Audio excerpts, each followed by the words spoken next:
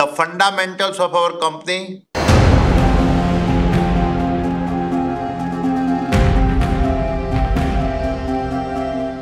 ভারতের প্রধানমন্ত্রী নরেন্দ্র মোদীকে বড় ধাক্কাই দিলেন যুক্তরাষ্ট্রের বিদায়ী প্রেসিডেন্ট জো বাইডেন।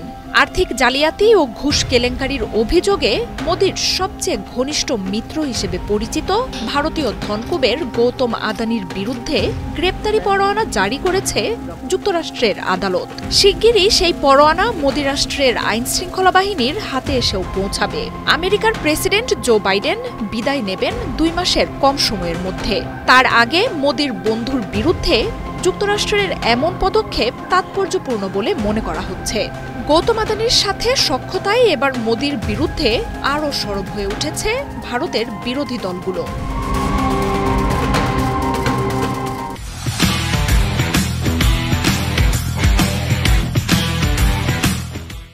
গেল কয়েক মাস ধরেই যুক্তরাষ্ট্রের বিদায়ী প্রেসিডেন্ট বাইডেনের সরকারের সাথে টানাপোড়েন চলছিল নরেন্দ্র মোদীর সরকারের। ক্ষমতার 2 মাসের কম সময় বাকি থাকতেই আদানির বিরুদ্ধে এই গ্রেপ্তারি পরোয়ানা মোদীর ওপর আরেকটি ধাক্কা হয়ে এসেছে। চলতি মাসের নির্বাচনে ট্রাম্পের জয়ের পর সামাজিক যোগাযোগ মাধ্যমে তাকে অভিনন্দন জানান আদানি। যুক্তরাষ্ট্রে $10 বিলিয়ন বিনিয়োগের ঘোষণাও দেন তিনি। The fundamentals of our company. ঘুষ, জালিয়াতি, প্রতারণা এসব কিছুর সাথে ভারতীয় ধনকুবের গৌতম আদানির নাম যেন ওতপ্রোতভাবে জড়িয়ে গেছে। আঞ্চলিক অভিযোগ তো আছেই, তবে এবার যে দেশ পেছনে লেগেছে তা থেকে ছাড়া পাওয়া মুশকিলই হবে মোদী ঘনিষ্ঠ এই বিলিয়নারের। বুধবার যুক্তরাষ্ট্রের নিউ ইয়র্কের আদালতে গৌতম আদানির বিরুদ্ধে আর্থিক কেলেঙ্কারির এই অভিযোগ আনা হয়। সেখানে বলা হয়, সৌরবিদ্যুৎ প্রকল্পের একটি কাজের জন্য ভারতের সরকারি কর্মকর্তাদের $250 মিলিয়ন ঘুষ দেওয়ার প্রস্তাব দেন আদানি। নবায়নযোগ্য জ্বালানির এই বিশাল প্রকল্প থেকে 20 বছরে আদানি গোষ্ঠীর পকেটে জমা হবে $2 বিলিয়ন লাভ।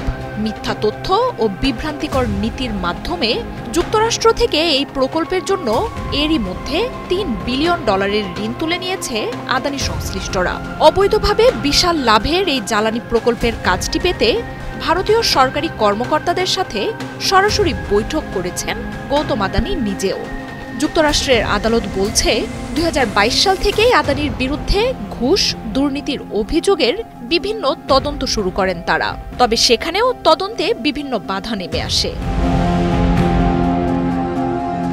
ভারতের প্রধানমন্ত্রীর সাথে গৌতম আদানির মিত্রতা নিয়ে দীর্ঘদিন ধরেই অভিযোগ করে আসছেন দেশটির বিরোধী রাজনীতিকরা। আদানি গোষ্ঠী মোদীর রাজনৈতিক ক্যাম্পেইনে কোটি কোটি ডলার খরচ করে প্রভাব ছড়ায় বলে অভিযোগ তাদের। বিনিময়ে দেশ বিদেশে আদানি সাম্রাজ্য ছড়িয়ে দিতে কাজ করছে মোদী সরকার। নরেন্দ্র মোদী ক্ষমতায় আসার পর 2015 সাল থেকে গুজরাটের এই ব্যবসায়ীর সম্পদ ফুলে ফেঁপে উঠতে থাকে। মোদীর সাহায্য ও প্রভাবে দেশ বিদেশের সমুদ্র ও বিমানবন্দর, বিদ্যুৎ ও জ্বালানি প্রকল্পের বড় বড় কাজ অবৈধভাবে হাতে বাগিয়ে নেয় Adani. Bangladesh, Australia, Canada, Nepal, Sri Lanka, Kenya সহ যেখানেই মোদী গেছেন সেখান থেকেই আদানি গোষ্ঠীর জন্য কোনো না কোনো প্রকল্প নিয়ে এসেছেন। এসব প্রকল্পে আদতে দেশগুলো ক্ষতির মুখে পড়লেও সেসব থেকে হাজার হাজার কোটি ডলার হাতিয়ে নিতে থাকেন এই শিল্পপতি। বৈষম্যমূলক, ব্যর্থ ও ব্যয়বহুল এসব প্রকল্প নিয়ে ভারতের বিরুদ্ধে বিভিন্ন দেশে বিক্ষোভ হলেও আদানির স্বার্থই রক্ষা করে গেছেন মোদী। মার্জিয়া উপমা, ৭১।